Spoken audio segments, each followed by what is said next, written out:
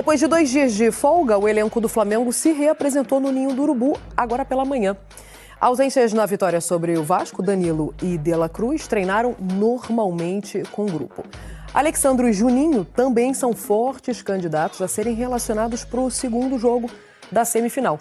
O Flamengo pode perder por até um gol de diferença, que se classifica para a final do Carioca. Bom, olha aí como é que ficaram as semifinais do Paulistão. Só tem clássico. Corinthians e Santos e Palmeiras e São Paulo. Os 4 grandes estão classificados, hein? Isso não acontecia desde 2019. O São Paulo foi o último a se classificar, então vamos ver como foi. Olha aí o Caleri, atacante do São Paulo. Tava apontando pra quem, hein? Felizão desse jeito. Jogadaça, eu percebi que tinha um espaço ali e o Oscar tava com a bola. E ali eu sabia que o passe ia vir açucarado, né? Só disparei, fui feliz. O Johnny tava ali também, como sempre. Bota passe açucarado nisso, Lucas. O lançamento do Oscar foi perfeito. E aí o Lucas também deixou o Caleri na boa, né? O atacante só precisou empurrar a bola pro gol para abrir o placar contra o Novo Horizontino e sair pro abraço. É, Caleri, tem que apontar, agradecer, abraçar essa dupla de garçons mesmo. Passe açucarado do Oscar pro Lucas e passe açucarado do Lucas para você. Ficou fácil. O São Paulo queria mais. O Ferreirinha foi derrubado na entrada da área e o Patrick Bray foi expulso. Na cobrança da falta, o Alisson acertou o travessão. E já nos acréscimos, o Ferreirinha fez fila, driblou 3 marcadores, mas bateu para fora na hora de ganhar o 10. No fim, 1-0 mesmo, o suficiente para garantir o São Paulo nas semifinais. O adversário vai ser o Palmeiras. Feliz com a classificação, bora pra semi, vamos que vamos.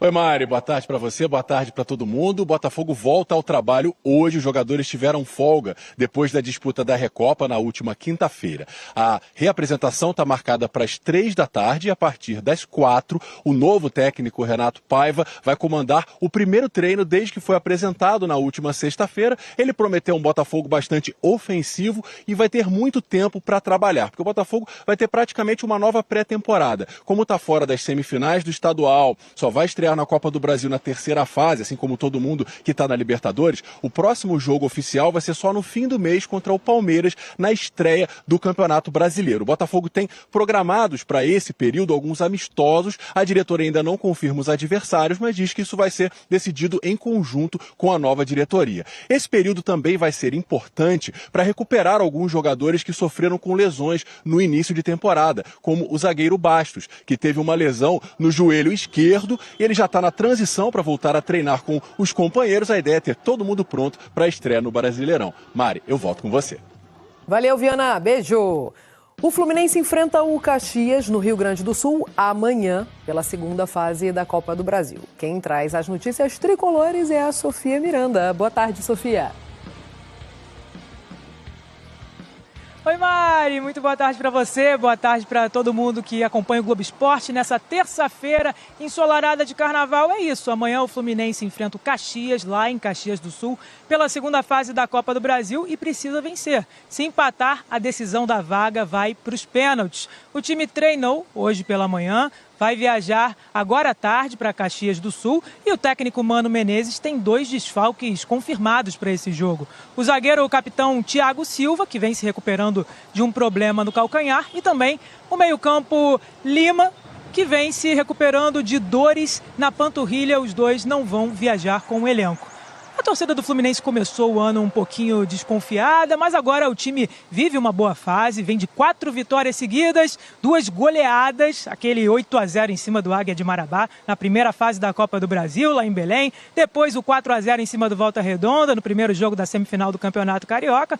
Então a confiança aumentou bem, né, Mari? Eu volto com você.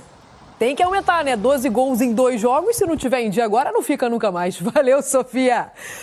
O Vasco também joga amanhã pela Copa do Brasil contra o Nova Iguaçu no estádio Nilton Santos. Aí é o André Pessoa que traz as notícias do Vasco. Boa tarde, André.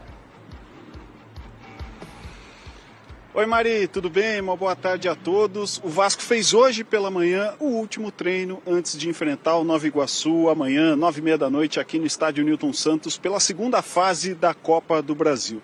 O técnico Fábio Carille deve armar um time mais ofensivo, tirando um dos jogadores do meio de campo para a entrada de mais um atacante, que pode ser o angolano Lloyd Augusto. Ele que dos reforços contratados pelo Vasco foi quem mais jogou no clássico contra o Flamengo no final de semana. O Lloyd atuou pouco mais de 30 minutos.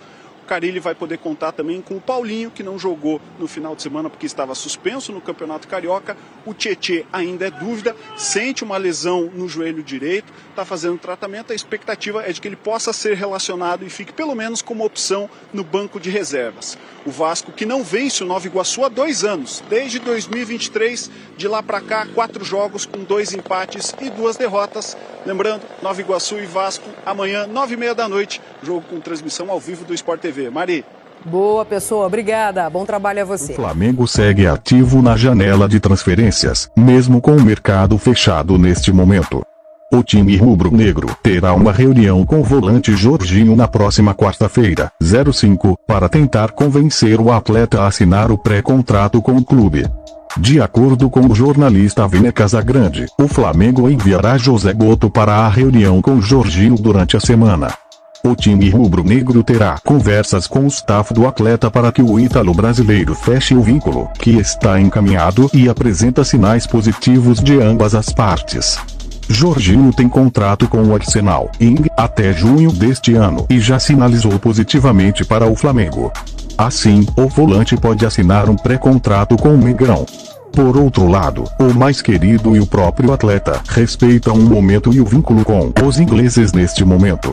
O Flamengo também iniciou negociações para renovar o contrato de Eric Pulgar, que atua na mesma posição de Jorginho. O time liderado por Felipe Luiz conseguiu avançar nas conversas e está próximo de um acordo com o volante chileno, cujo vínculo se encerra em dezembro deste ano. Momento do Flamengo. Enquanto José Goto tenta o acordo com Jorginho, o elenco do Flamengo segue focado nos próximos compromissos da temporada. O time liderado por Felipe Luiz encara o Vasco no sábado, 08, às 17h45, horário de Brasília, no Maracanã, em jogo válido pela segunda partida da semifinal do Campeonato Carioca. A novela Eric Pulgar está muito próxima de um final feliz. Com vínculo até dezembro deste ano, o Flamengo chegou a um acordo por renovação com o camisa 5. Desse modo, restam detalhes para que o chileno assine por mais 3 temporadas com o rubro-negro. De acordo com informação do jornalista Vene Casagrande, confirmada pela reportagem do Coluna do Fla, o empresário do volante chileno desembarca no Rio de Janeiro nos próximos dias para finalizar os detalhes da assinatura do contrato. Na sequência, o Flamengo fará o anúncio oficial.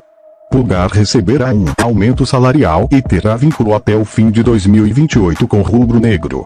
Mudança de planos até janeiro. Durante a pré-temporada, Eric Pulgar estava decidido em voltar para a Europa. Afinal, o volante não estava satisfeito com o intenso calendário do futebol brasileiro. Além disso, o camisa 5 tem um dos menores salários do time titular. Contudo, o jogador está com muita moral com Felipe Luiz.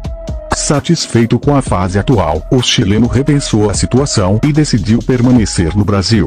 Atualmente, Pulgar, de 31 anos, é titular absoluto do Flamengo de Felipe Luiz. Na temporada, mesmo com o controle de carga deste início de temporada, o volante fez 6 jogos.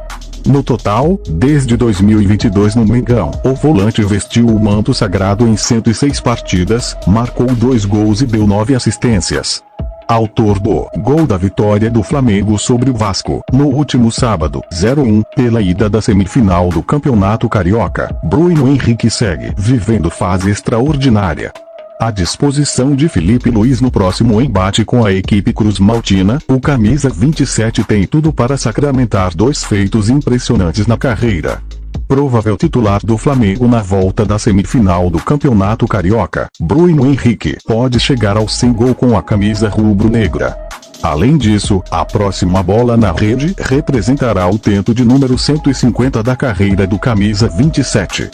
Cabe lembrar que, apelidado de Rei dos Clássicos, o atacante tem o Vasco como a maior vítima. Algoz do Vasco atuando pelo Flamengo desde 2019, Bruno Henrique é um verdadeiro algoz do Vasco. Ao todo, o camisa 27 marcou 10 gols em 21 clássicos contra o time cruzmaltino. Além disso, com o atacante em campo, o rubro-negro soma 12 vitórias, 7 empates e apenas 2 derrotas nos jogos contra a equipe de São Januário. Com Bruno Henrique à disposição, o Flamengo reencontra o Vasco no próximo sábado, 08. As equipes medem forças a partir das 17h45, horário de Brasília, no Maracanã.